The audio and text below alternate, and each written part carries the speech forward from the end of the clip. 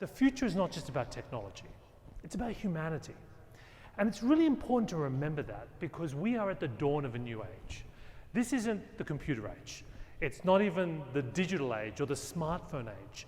We are at the dawn of the algorithmic age.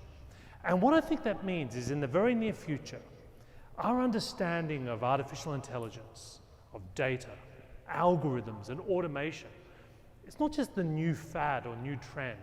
It's going to be the bedrock of our future society in the 21st century.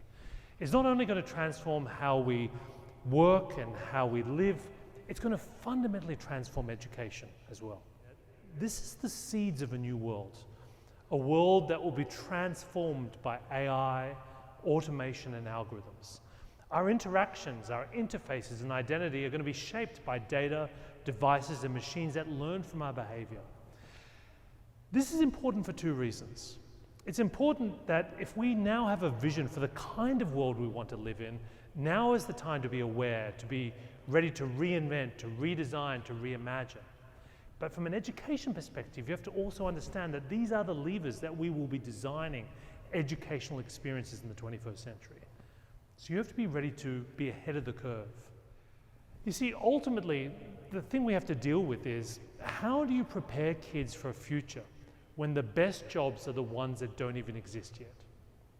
And this requires a fundamental mindset shift in the way we think, not just about education, but in terms of lifelong learning.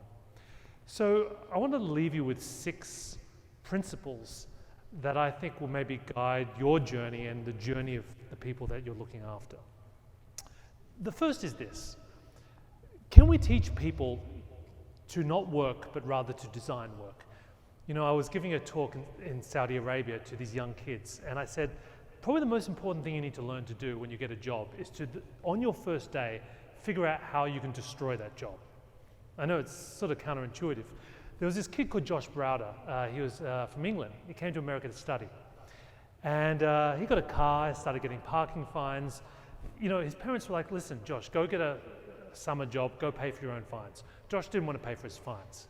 So instead he stayed up one night in his dorm room, he wrote some code to challenge these fines automatically on government websites.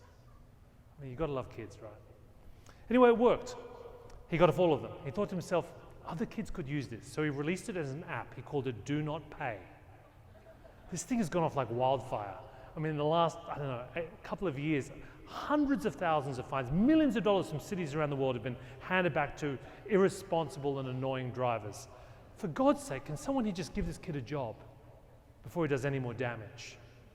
Isn't this exactly the kind of brilliant, talented, and profoundly lazy person you would want working with you, right? Because in a way, this is the future benchmark of intelligence. It's not working hard at the way things have always been done. It's using your knowledge and skills to challenge the nature of work, to ask, is there a smarter way of doing this? I think educators are going to be more important than ever in this new world we're going into. But to do that, we need to make some changes into the way we see the world. We have to be ready to prepare people to design rather than merely do work. We have to embrace computational thinking.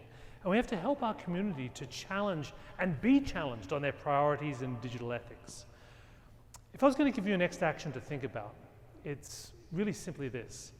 Hold a frank and open conversation about the impact of emerging technologies and platforms on the skills and capabilities of your teaching talent.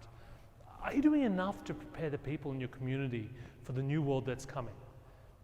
Everything that's made you successful could be exactly what kills you in the future if you aren't prepared in this critical moment to evolve, to adapt, to change. Here's a final mind grenade for you to think about.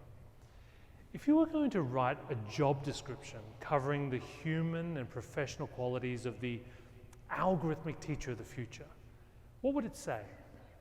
And how might it be different from 10 years ago? What about in 10 years' time?